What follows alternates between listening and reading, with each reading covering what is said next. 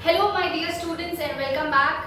Once again, this is your English teacher Himanshi ma'am. So students, here I am again with the video lesson number 3 for the chapter which we are doing currently, that is subject and predicate. And once again, let me remind you, this chapter is common for both class 7th and 8th. So I hope all my students of all sections are regularly watching. I hope you are already done with your holiday homework. You are side by side maintaining your project work research, and you have started watching these latest videos and doing the written work required for it.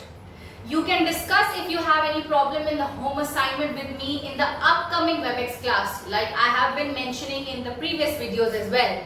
That you know that we all get to meet in the WebEx class where we can discuss all our confusions and other things, okay? So don't forget to be there. So students, before I begin any of the things which I have to discuss today, there are 3 things I would like you all to do first. What are those things?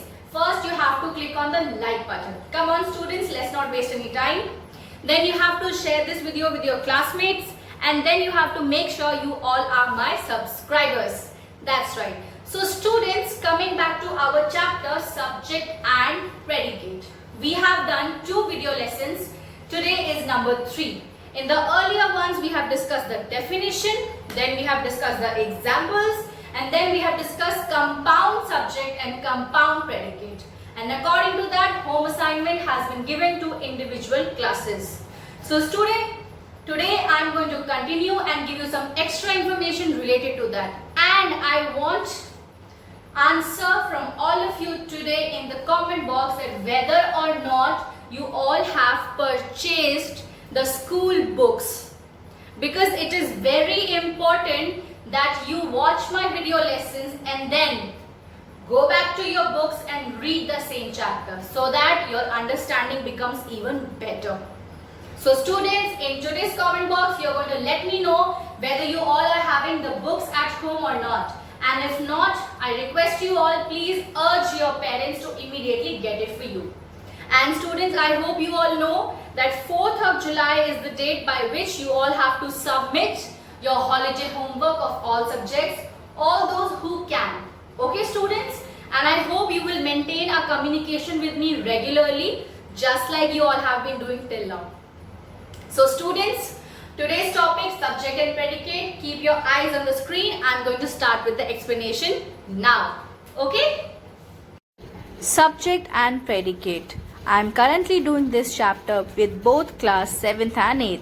Students, make sure you note down all the details in your fair register from this video lesson. So let us begin.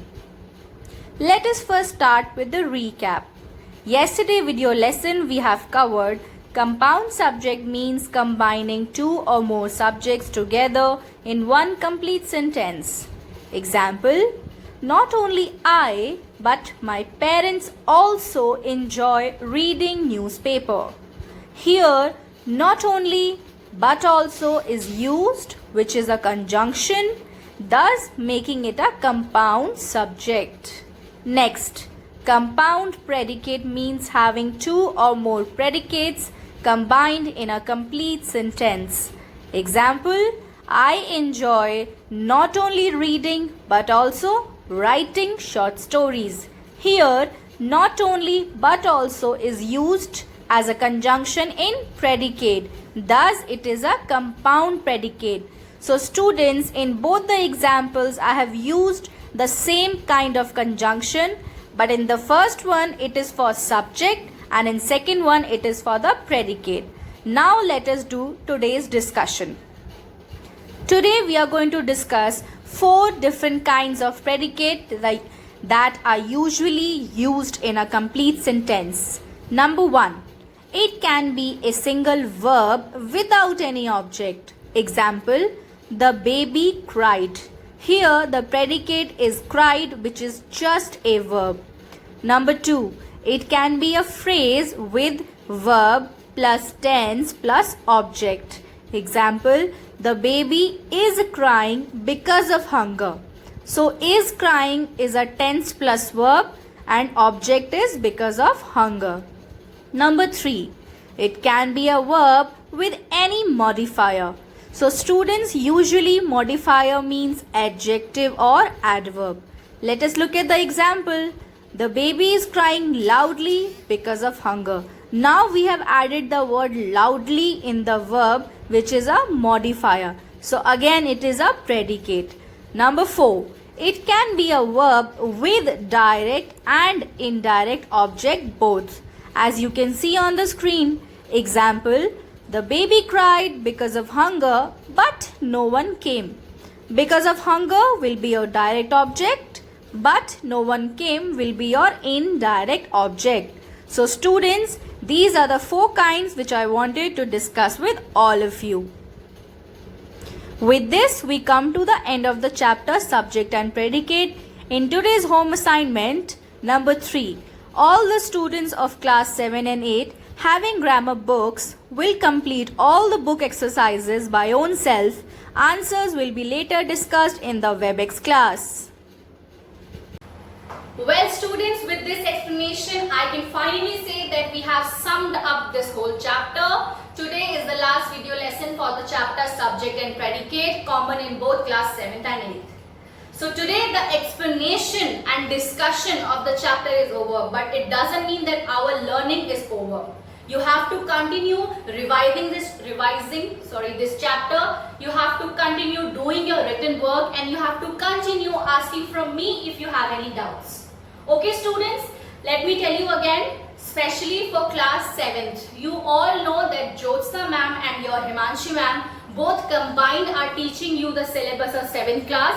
So make sure you have subscribed on the channel of both the teachers, so that whenever any chapter is taken by any one of us, you can immediately get the notification.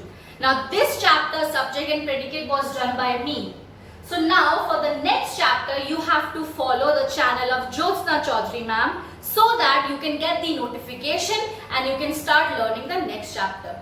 But before we move on to the next chapter, either 7th or 8th, we have to first make sure that we have understood this chapter in a nice way. Okay students, well that's it for today. Thank you for watching the video. Take care, be safe, and I hope to see you all very soon. Bye bye.